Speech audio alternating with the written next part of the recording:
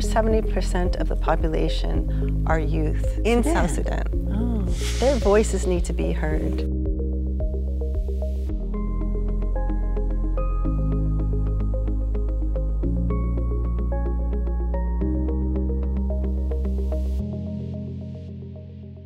In the midst of an year-long war in Ukraine, as political flashpoints pop up all around the world, there are those who courageously spearhead the global humanitarian efforts, who head towards the front lines of conflict in the pursuit of achieving long-lasting peace.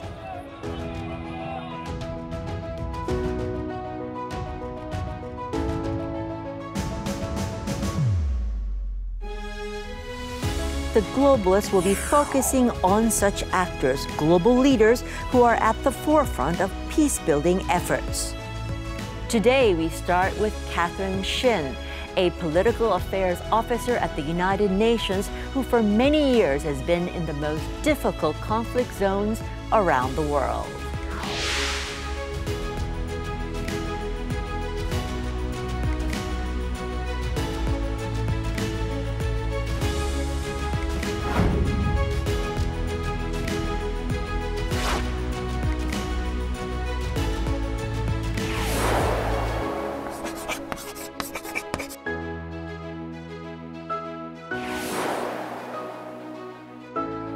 So, Catherine, welcome to the Globalists. Thank you. Thank you for taking the time. I hear you are getting some very precious time to relax, but you are based in South Sudan. Yes, that's correct. I'm based in South Sudan. So, tell us what you do in South Sudan. I'm currently stationed in South Sudan, where I work for the UN's largest peacekeeping operation. We have about 20,000 peacekeepers on the ground, largely military, but also police and civilian. We have a mandate from the Security Council that has 4 main elements to it, and those are the protection of civilians, facilitating the conditions for delivering humanitarian assistance, providing support to the political and peace processes, as well as monitoring any violations to international human rights and humanitarian law. So my role within that is largely within that third category, and that's supporting the peace process. Peace process. So South Sudan is the youngest country in the world right now. It was established in when? It gained independence in 2011. 11.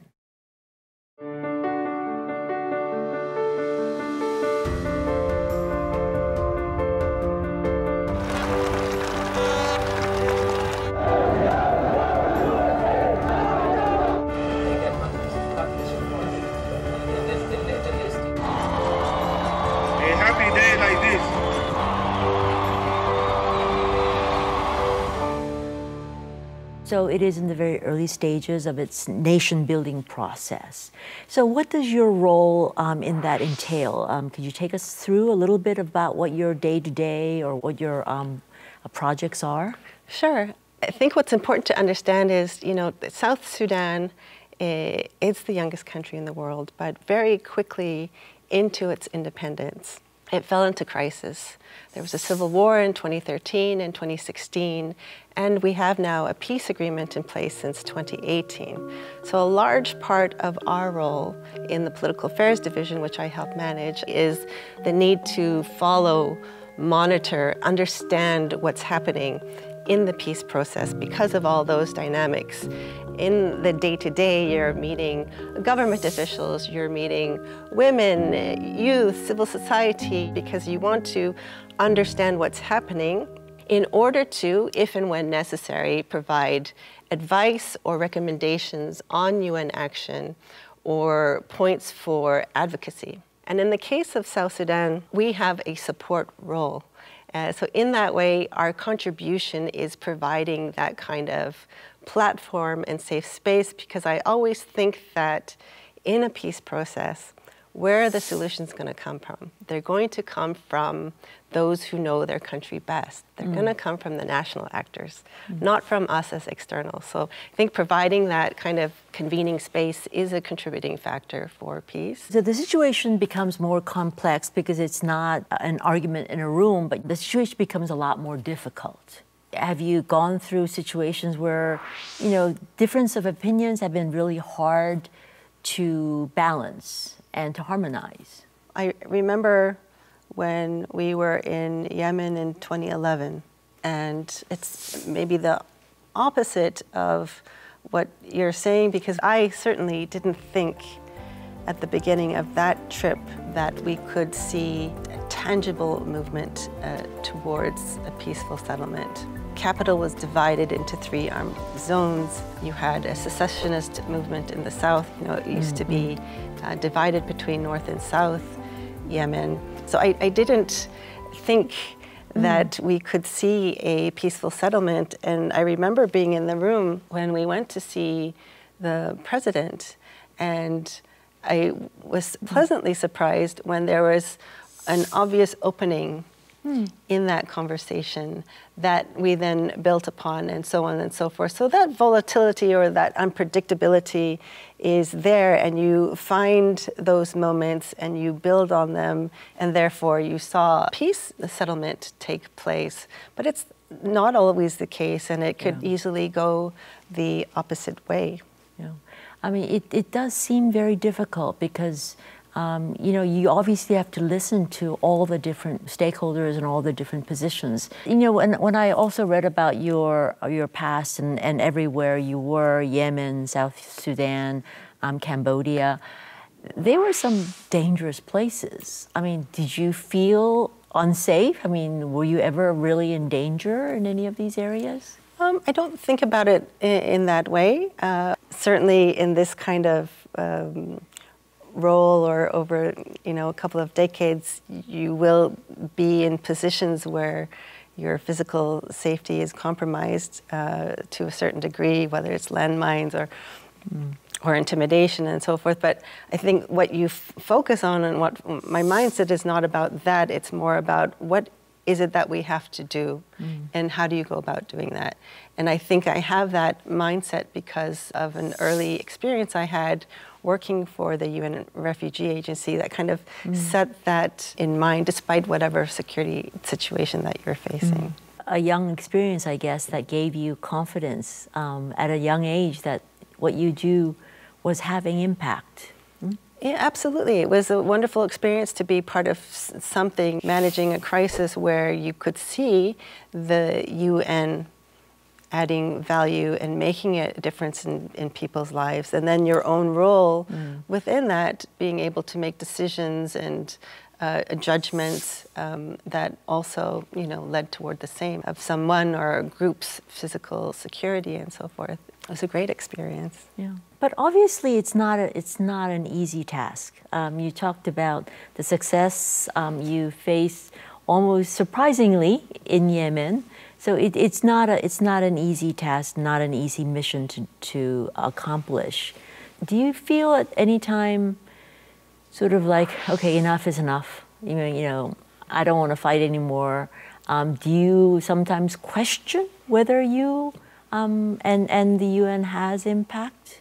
I don't want to glamorize that life. You certainly, but it's, with any other job, you have your good days. You have your not so good days.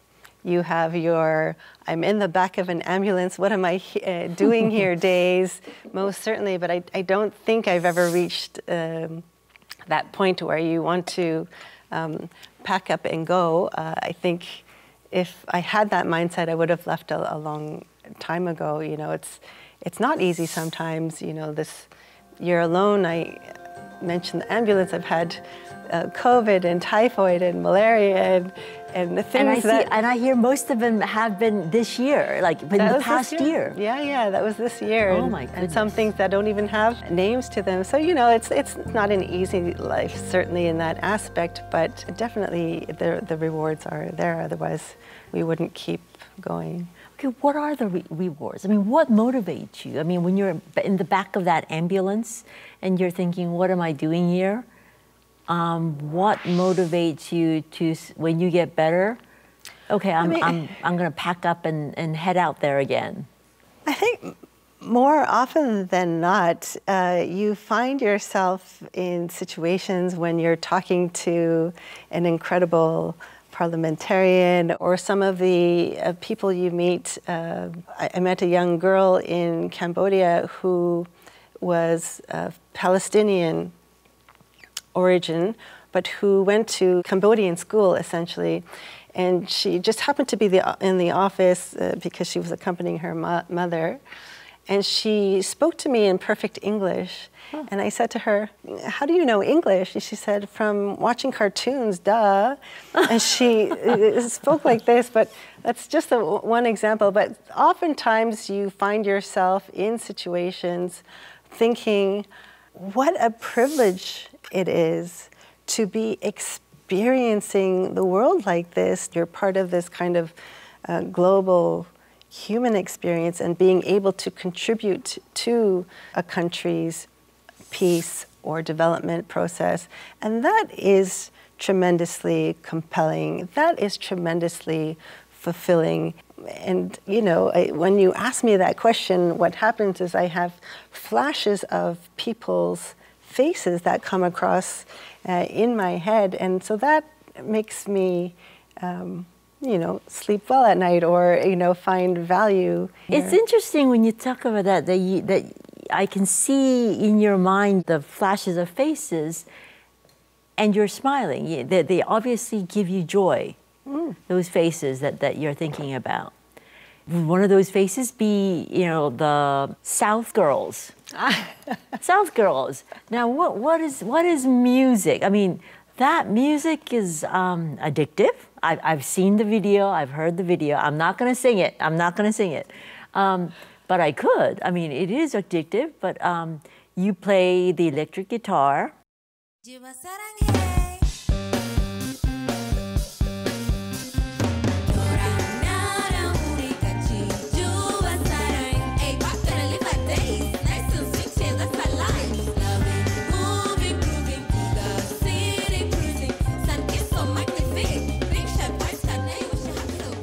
Yeah, that was a bit of a unique experience, dabbling in composition and music videos.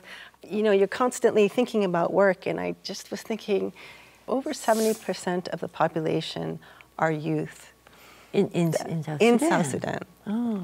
That's a significant political constituency. They're going to be a voting chunk in the next elections. Their voices need to be heard. When I met a couple of these young musicians, something just clicked, and I thought, wouldn't it be great to work with them and help them, give a voice to them? With all of that, we created this essentially a K-pop inspired, what we call A-pop band. African pop?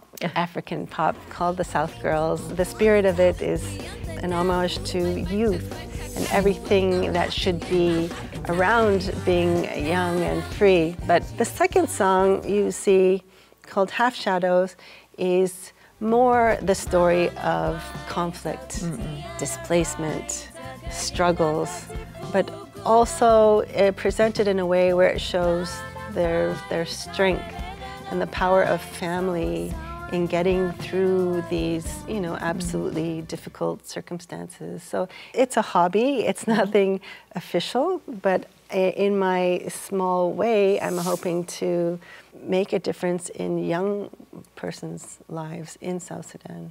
They'll be on this program, so we should see I hope. more. Yeah. I hope so one day.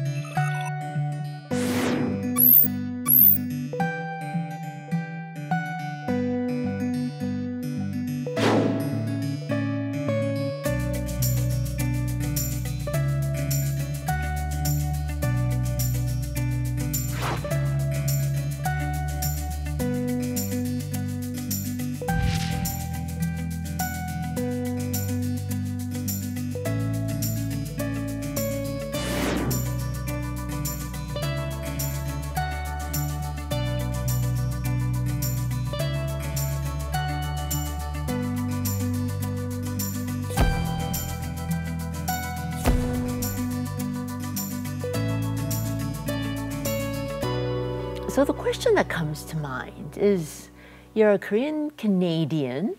You studied law, obviously. You're a U.S. lawyer, passed the bar. How did you go from being a U.S. lawyer to, heading into the most difficult parts of the world as a part of the peacekeeping process of the UN? What got you into this career? I think the first thing that comes to mind is when I was very little. So it was 5 or 6, and I would walk alone, and then I would create little boundaries with little sticks on the side of the road. And then I would sort of go through this ritual of passing borders. So at the age of 6? I think even younger. Okay. Yeah. So, what's the magic password, or show me your papers, whatever it was, to get to the other side. So there's something that I've always had of wanting to see across the borders, in a sense. So after law school, I applied for something that's maybe the equivalent of what is well known as the U.S. Peace Corps program. So they placed me, in fact, with the special rapporteur on the independence of the judiciary, and I thought, well, this is fantastic. It didn't work out in the end. I didn't end up doing that. When we speak of volatility and unpredictability, it started even then because Canada and Malaysia had political differences. And that was in Malaysia that you were sent. And they were going to send me to Malaysia, so in 2 weeks, all of a sudden, I found myself in Cambodia, and that's where it started, and I kind of just never looked back. So in that process, in the early days, as you were thinking about, this is what I want to do long term, tell me what sort of triggered that mindset in Cambodia and in other areas? I mean, the first year in Cambodia was fortunate because I was placed with the head of the UN for all the agencies in the country, which meant that I got to see a bird's eye view of what the UN does. And I immediately was drawn to the refugee agency at the time. Maybe growing up in an immigrant community, you have that facility to understand misunderstandings, or to have empathy of people facing change. Maybe it's that, I don't know. But I immediately was drawn to work there. And so after that year of working with the UN resident coordinator, I shifted to working with UNHCR. Talking about empathy, as a woman, do you think that your empathy with other women in conflict zones, both as the biggest victims, but also as really change makers and people that are leading societies out of conflicts, as a woman, do you feel more empathy towards other women on the ground?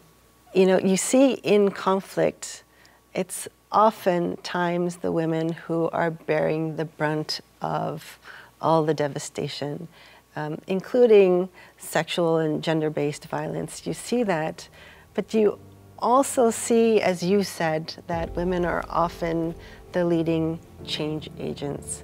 When women are involved in peace processes, they're known to be more successful, they're known to be more sustainable. So I think there's empathy, but there's also recognition that the role women play are absolutely critical. And not just from a personal context, I think we, as the UN, have recognized and undertaken important reforms in our system with that recognition. UN Women was established in 2010.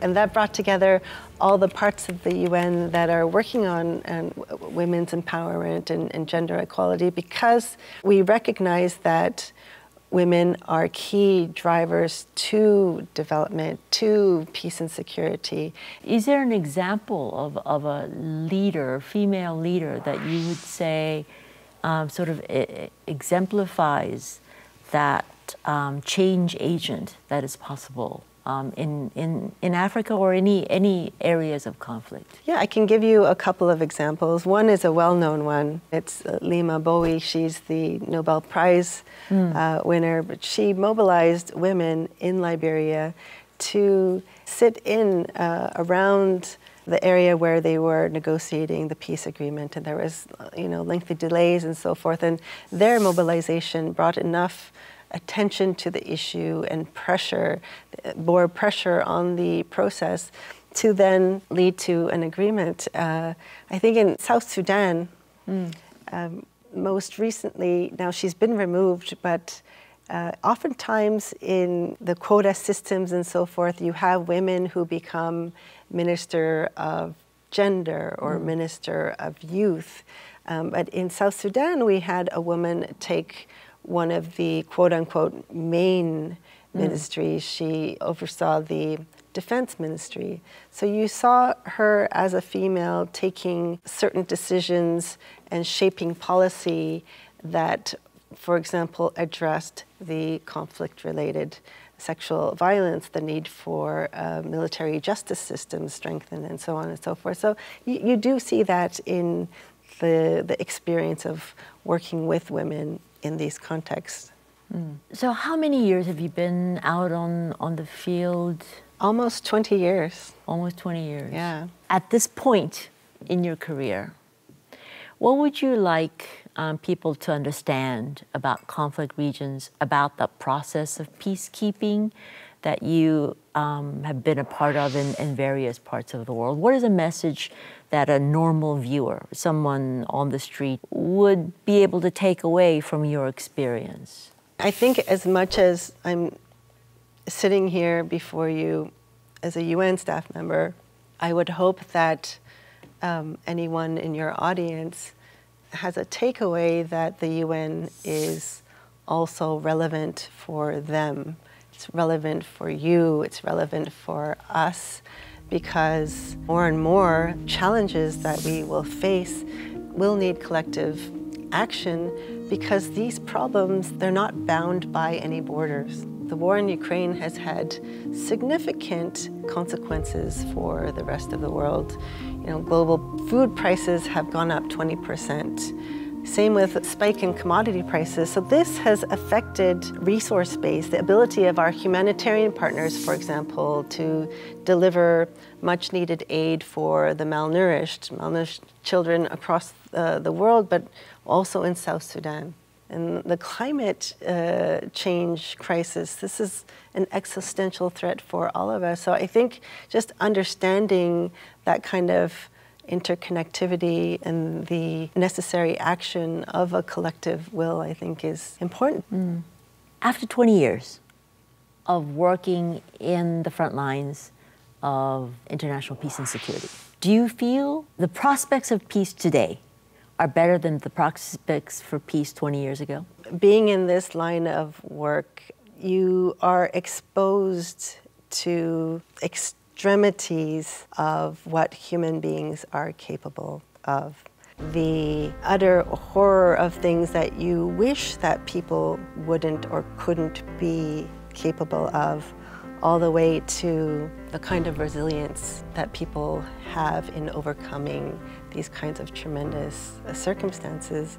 So I think one of the things that I've learned from that in terms of peace is that this kind of extremity could affect any one of us. It could affect you, it could affect me, it could affect him or her.